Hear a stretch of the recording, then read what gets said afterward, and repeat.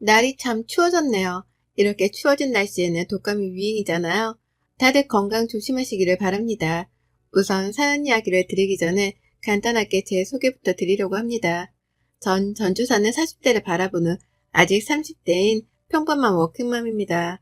워킹맘으로 한국 사회에서 살아간다는 것이 많이 힘이 들 때가 있네요. 오늘 사연은 제가 겪었던 시댁과의 이야기를 드려보고자 하는데요. 저랑 남편은 오랫동안 친구로 지내다 좋아지게 돼 연애하고 결혼까지 한 평범한 부부입니다. 남편이 워낙 내성적인 스타일이고 저는 또 굉장히 발랄한 스타일이라 솔직히 잘 맞을까 생각도 많이 했었는데 연애할 때는 남편의 그런 성격 때문에 큰 싸움 없이 넘어가곤 했던 것 같습니다. 연애하는 동안에도 큰 싸움 없이 지냈었는데 결혼하고 살아가다 보니 왜 이렇게 자잘한 싸움이 많이 있는지 잘 모르겠네요.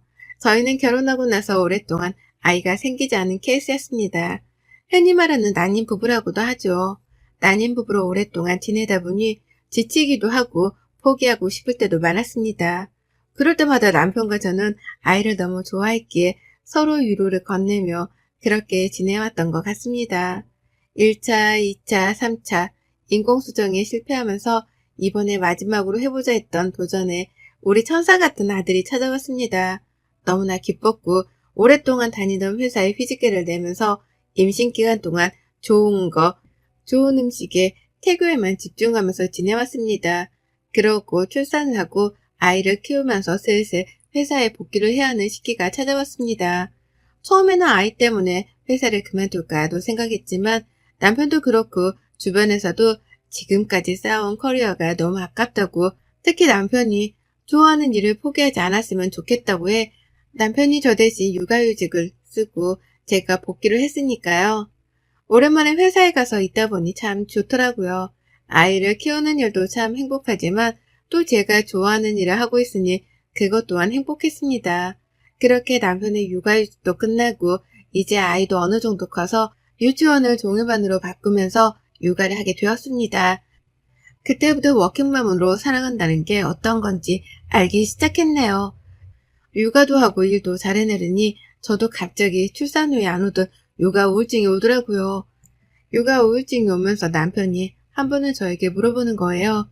자기가 너무 힘들면 우리 엄마한테 와서 애기 봐달라고 하면 어떨까? 용돈도 드리고 라고 하더라고요. 시댁과 저희 집은 거의 1시간 이내 거리에 살고 있어서 그건 좀 힘들 거라고 생각했는데 저희 친정은 아빠가 아프셔서 엄마가 아이를 봐줄 수 없는 상황이라 시어머니가 그나마 가장 유력했거든요. 그래서 고민 끝에 이번에 전세 계획이 끝나면서 시댁 근처로 이사를 하고 시어머님이 저희 아이를 봐주기로 하셨습니다. 저는 시어머니랑은 그렇게 친한 편은 아니었어요. 남편의 집은 시어머님, 남편의 누나, 저한테는 형님이죠. 다 근처에 살고 있어 시어머님이 형님네 애들도 어릴 때 자주 봐주곤 했다고 하길래 그렇게 하는 게 둘 다 나을 것 같아 시댁 근처로 거처를 옮겼습니다. 다행히도 아이가 할머니랑 잘 있어서 시어머니가 도와주니 또 굉장히 육아하는 면에서 편하긴 하더라고요. 아침에 제가 아이를 유치원에 보내면 어머님이 오후에 픽업해서 간식 먹여서 학원 보내시고 학원에서 오면 씻기고 저녁까지 다 해서 먹여놓으시더라고요. 그러니까 저나 남편은 편하게 집에 와서 있을 수 있어 시댁 근처로 오길 잘했다는 생각이 들기도 하였습니다. 시댁이 어렵다는 생각을 굉장히 많이 했는데 이번 계기로 이렇게 잘 지내니까 왜 진짜 그러지 못했지? 라는 생각도 들었습니다. 그래서 소정의 용돈으로 드리던 어머님에게는 아예 살림까지 해주고 있어 거의 월급 형태로 돈을 드리게 되었습니다. 그렇게 돈을 드리면서 죄송했지만 저희 집 저녁까지 늘 챙겨주시고 저도 그럴 때마다 더욱 잘해드리려고 노력했는데요. 주말이면 어머님 모시고 나가서 쇼핑이나 외식도 늘 같이 했고요. 어디 친구분들이랑 놀러 가신다고 하면 용돈도 정말 많이 드릴 정도로 저도 제 성의 표시, 마음 표시를 했죠. 또 형님도 아이가 둘이 있는데 초등학생들이라 저희 아이와 굉장히 잘 놀아주기도 하고 그러길래 저는 모든 게 지금 다 완벽하다고 생각했던 것 같습니다. 그리고 어머님이 저희 아이를 봐주신 지 한 1년이 다 되어갈 때였을까요? 제가 친정아빠가 아프셔서 남편이랑 며칠 갔다 와야 하는 상황에서 시어머님이 아이를 데리고 며칠 계셔주셨는데 와서 보니 집이 엉망진창이더라고요. 아이는 멍하니 TV만 보고 있고요. 그래서 이럴 일이 없는데 왜 그러지 싶어 여쭤봤더니 몸이 편찮으셔서 그랬다고 하시더라고요. 그래서 괜히 다녀왔구나 싶어가지고 죄송했습니다. 너무 죄송해서 어머님께 요새 몸이 많이 안 좋으신 것 같아서 보약을 한 채 지어드린다고 했어요. 그리고는 한의원에 가서 보약을 정말 좋은 약재로 해서 지어드리기도 했습니다. 근데 그때부터 이게 저의 괜한 생각이었을까요? 생전 잘 안 아프던 아이는 한 달에도 몇 번씩 감기에 걸리고 몸이 많이 약해졌더라고요.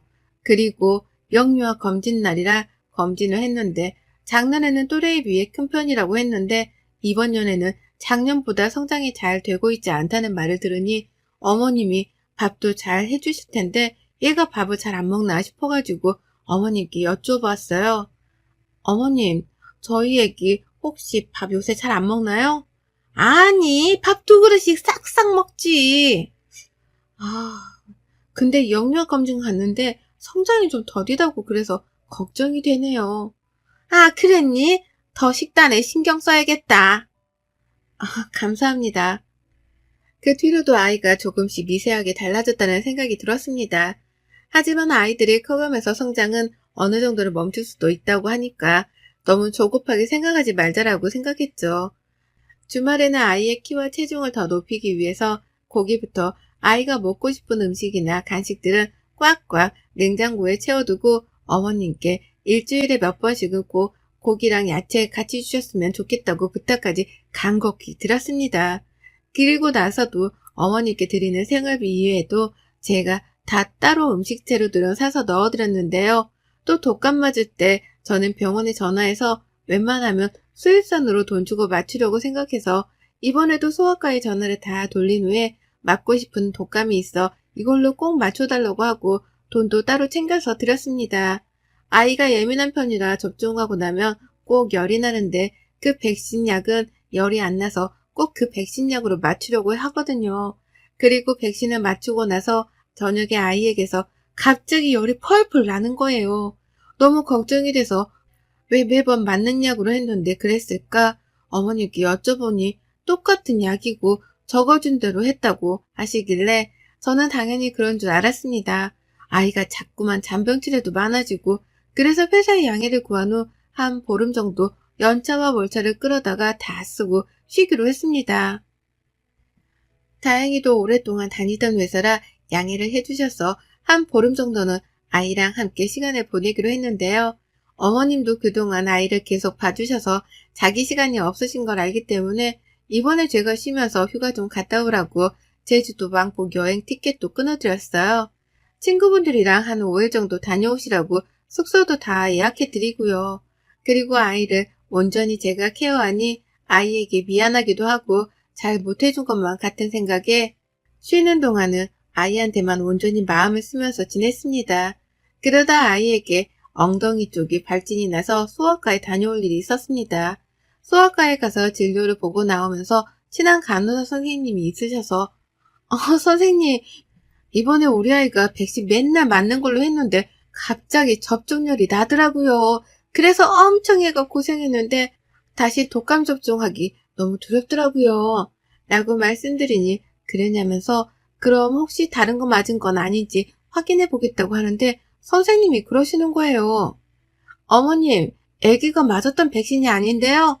이번에는 무료독감 맞으셨네요. 네? 아니에요. 제가 분명히 그 독감이 부작용이 덜해서 그걸로 찾아봐서 맞췄는데. 근데 여기에는 이번에 다른 걸로 맞았다고 나와 있어요. 라고 하시는 거예요. 그래서 열이 난 것 같다고 하니 조금은 황당하더라고요. 분명히 어머니께 제가 그 백신 약으로 꼭 맞춰달라고 말씀드리고 돈까지 넣어서 드렸는데 다른 걸로 맞추셨다고 하니 잘 모르셔서 그랬나 싶기도 하고요. 그래도 어쨌든 헷갈리셨나 싶기도 해서 그냥 넘어갔어요. 근데 유치원에 학부모 상담이 있어서 가서 상담을 하는데 선생님이 정말 제가 생각하지도 못한 이야기를 꺼내더라고요. 선생님이 꺼낸 이야기는 어느 순간 저희 아이가 매일 똑같은 옷을 입고 등원을 하거나 챙겨오라는 준비물이나 이런 것들 챙겨오지 않고 아이가 어느 순간부터 좀 위축되어 있어서 걱정을 많이 했다고요. 근데 이런 이야기들이 다 처음 듣는 거라 머리를 망치로 맞은 기분이었습니다. 그래서 어머님이 아이를 잘 봐주는데 솔직히 이런 거 다 물어보기에는 실례라는 생각이 들어 우선은 집에 홈카메라를 설치했습니다. 한 일주일은 어머님께 홈카메라를 설치했다는 이야기를 안 하고 설치를 했는데 저는 그 영상을 보고 경악을 금치 못했습니다. 저희 집에는 시어머니가 아닌 다른 사람이 저희 아이를 봐주고 있더라고요. 정말 제가 한 번도 보지 못했던 사람이었어요. 그리고 저희가 퇴근하기 전쯤에 시어머니가 오고 그 사람이 가고요. 그러니까 그 영상을 보고 이거를 어떻게 해야 할까 싶어서 남편에게 퇴근하고 나서 밥을 먹고 카페에 가서 이 영상을 보여주었습니다. 남편은 그 영상을 보더니 아무 말도 안 하고 갑자기 울더라고요. 그러더니 저에게 남편이 해주는 말은 너무 충격스러워 말을 하지 못했는데요. 여보, 미안해. 사실 지금 어머님 진짜 엄마는 아니야. 아빠가 나 어릴 때 재혼했던 새어머니야.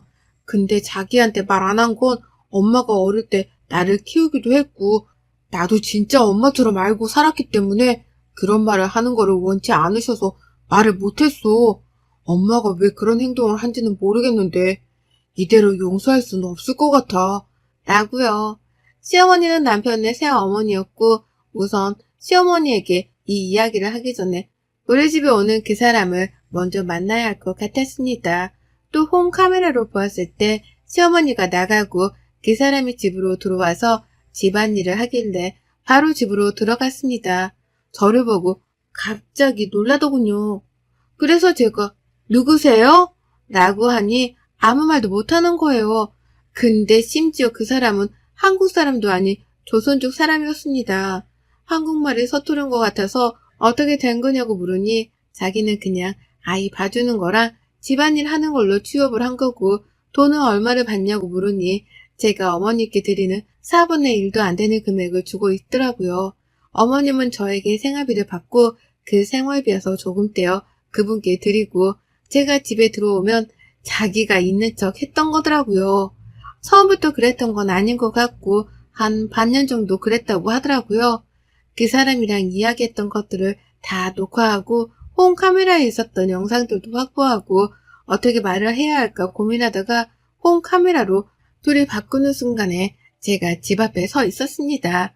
시어머니는 놀라 저보고 언제 왔냐고 말하길래 자기가 아파서 아이를 봐줘야 하는데 못 그래서 친구에게 잠깐 부탁을 했다는 변명을 하시길래 알겠다고 하고 우선 그분은 보내고 거실에 앉아 그분과 대화한 녹음 내용들과 영상들을 제가 다 보여드렸습니다. 처음에는 계속 변명만 하시더니 그 영상과 내용들을 보니 갑자기 눈물을 뚝뚝 흘리시더라고요. 아니 그게 아니라 내가 너무 몸이 안 좋은데 애는 봐야 하고 그러다 보니 나도 모르게 몇 개월만 사람을 쓰면 좋겠다 싶어서 그랬는데 너무 미안하구나. 정말 면목이 없구나. 라고 하는 어머님께 드린 생활비 카드 내역을 다 보여드렸습니다. 제가 어머님이 집안 살림을 다 해주셔서 생활비 외에도 카드를 드렸는데 그 카드는 문자를 뜨게 제가 안 해놓았다고 편하게 쓰셔도 된다고 말씀을 드렸던 적이 있는데 그게 남편이 해놓은 줄 알고 아예 그 생활비 카드라고 드린 명목에 마트를 몇 번 잊지도 않고 뭐 놀러간 흔적들이 굉장하더라고요. 백화점, 마사지샵, 고급 일식집 뭐 등등 카드는 어머님 혼자 쓰셨는데 거의 이번 달은 400만 원 가까이 나왔으니까요. 그걸 보여드리니 뭐 할 말이 없으신지 이제는 적반하장으로 나오시는 거예요. 아들이나 며느리가 그거 해줄 수도 있지 뭘 그러냐면서 너 왜 이렇게 깐깐하게 구냐고 그러시더라고요. 그래서 제가 오히려 되물었어요. 어머님, 제가 아이 독감 맞춰달라고 10만 원 봉투에 넣어서 드렸는데 아이는 무료 독감 맞추셨던데 그럼 그 돈은 또 어디에 쓰셨어요? 라고 물으니 얼굴이 빨갛게 변하시는 거예요. 그러면서 막 남편이 들어오니까 울면서 며느리가 나한테 저러더라. 너 어떻게 생각하느냐 하면서 가길래 남편이 어머님 손을 딱 뿌리치고 서류들을 막 던지더라고요. 어머님 얼굴 앞에요. 여기서 엄마라는 말 한마디만 더 했다가는 정말 가만히 안 놔둘 테니 알아서 해요. 이 서류들 지금 보세요. 그 서류들을 저도 보는데 남편네 저희 시아버지죠. 시아버지가 남편 앞으로 결혼할 때 거기서 살라고 해두신 게 있었는데 돌아가실 때 그 이야기를 시어머니가 듣고 남편 앞이 아닌 자기 앞으로 해놔서 거기에서 월세 받아서 쓰고 있었더라고요. 남편한테 아무 말도 없고요. 그러니까 남편이 어느 정도 짐작은 했는데 그래도 그것도 다시 찾아오려고 소송을 걸고 아버님이 그거에 대해서 쓰고 가신 게 있었는데 아프실 때 명의를 시어머니가 몰래 변경해 놓은 그런 것도 포착되어서 변호사 선임해서 소송할 거라고 이야기하더라고요. 그때서야 그 시어머니는 자기의 상황을 인지했는지는 모르겠지만 미안하다고 니네가 다 크면 주려고 했다. 이런 말도 안 되는 소리를 했지만 남편은 정말 처음으로 시어머니에게 소리를 고래고래 지르면서 말도 안 되는 소리 하지 마시고 지금까지 월세 받은 돈 다 토해내고 저희한테 생활비 받아간 거 6개월치도 다 토해내셔라. 사기죄로 들어가서 남은 인생 감방 사시려고 생각하시는 거 아니라면 제가 이야기했던 것들 다 지켜서 하라면서 빼곡하게 적어서 주더라고요. 시어머니는 어떻게 이럴 수 있냐면서 막 난리치고 남편은 더 이상 한마디만 더 하면 남아있던 정도 정말 없어질 것 같으니 준비 다 되시면 말씀하셔라 라고 했습니다. 그 뒤로 시어머니는 저에게도 전화와서 설득하라고 문자도 보내셨지만 다 씹고 남편 앞으로 있었던 아파트 명의는 남편으로 바꾸고 월세 받은 돈은 지금 없다며 배째라는 식이네요. 그래서 결국에는 변호사 선임해서 소송으로 가기로 했어요. 몇 달 정도를 소송한 결과 남편 쪽이 더 유리해 승소했고 시어머니라고 하고 싶지도 않네요. 근데 소송하면서 나오는 것들은 지금까지는 아무것도 아닌 일들이 많았습니다. 시어머니는 재혼해서 아버님 몰래 자기 앞으로 해놓은 것도 많았고 심지어 자기 딸 앞으로도 명의 변경 해놓은 것도 나왔어요. 아버님이 아플 때 다 자기가 몰래 그렇게 진행시킨 것들이 많았더라고요. 그때는 남편이 어려서 그런 거 잘 몰랐는데 커가니까 어느 정도 알 때쯤 의심은 했지만 그래도 자기를 키워준 사람이었기에 참고 살아야겠다고 생각했지만 이번 아이 일로 지금까지 쌓아둔 것들이 커져서 이렇게까지 하게 되었던 것 같네요. 시어머니는 정말 빈 털터리로 쫓겨나게 되었고 지금은 그 자기 딸네 가 있는 걸로 알고 있어요. 자기는 돈 못 준다고 배째라는 식인데 그렇게 되면 나중에 문제가 더 커질 거라고 생각해서 그런지 선처를 바란다는데 남편과 저는 선처해줄 생각이 없어서요. 남편과의 일이 어느 정도 마무리되고 시아버지 납골당에 다녀왔어요.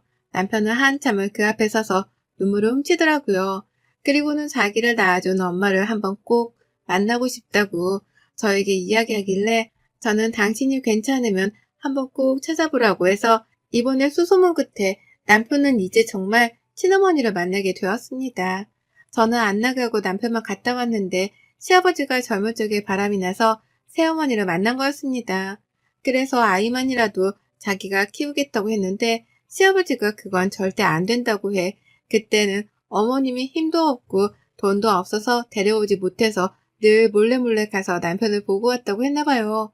그러다가 그 새 시어머니가 남편네 친어머니한테 다시 찾아오지 말라고 그게 더 아이한테 상처 주는 일이라고 해서 그 다음부터는 보고 싶은 마음도 남편을 위해 늘 안고 사셨다고요. 그리고 더 놀라운 사실은 저희 결혼식에 오셨대요. 잠깐이었지만 결혼한다는 소식을 듣고 안 올 수가 없어서 어두울 때 보고 가셨다고 하시더라고요. 얼마나 마음이 아프셨을까요? 남편은 그 과거를 다 알고 나니 엄마를 부둥켜 안고 한참 울었다고 하더라고요. 저희 남편 참 불쌍한 인생을 살았네요. 이번에 저도 정말 시어머니를 만나 아이와 남편과 함께 배웠는데요. 한눈에 봐도 어머님과 남편이 닮아있는 게 보여서 정말 울컥했네요. 저희 아이를 보고 어머님은 너무 예쁘다고 이런 시간이 올 줄 몰랐다고 하시는데 서로 오해가 있어 먼 길을 돌고 돌아서 만난 모자의 인연이 안타깝기도 하고 이제 남편도 어머님도 행복하게 지내시길 바라는 마음에 저희 가족 이야기를 사연으로 보내보았습니다. 그럼 새엄마였던 시모는 어떻게 되었냐고요? 법원에서 이야기했던 금액 모두 상환하느라 아버님이 그 새엄마였던 시모에게 마지막으로 남겨주신 아파트까지 팔아서 받았습니다. 그래서 지금은 갈 곳이 없어 아직도 딸네 집에 얹혀 사는 것 같아요. 돈도 다 잃고 자식도 잃고 며느리도 잃었네요. 그분은 그래도 남편은 자기를 지금까지 키워줬기 때문에 더 이상은 가지 않을 거라고 나중에 술 한잔 먹으며 이야기를 꺼내더라고요. 그리고 시댁 근처에 살았던 저희는 다시 원래 살던 곳으로 돌아와 새로운 삶을 시작했습니다. 이번에는 아이를 위해서 제가 회사에 휴직기를 낼 수 있어 휴직기를 내기로 했고, 주말에는 남편과 시어머님과의 만남이 있어 만나서 맛있는 음식도 먹고, 이번에 어머님 생신이라 처음으로 가족 다 같이 제주도에 놀러 가기로 했네요. 다시 시작하는 저희 가족에게 많은 응원을 부탁드리겠습니다. 여러분의 생각은 댓글로 남겨주세요. 오늘도 시청해 주셔서 정말 감사합니다.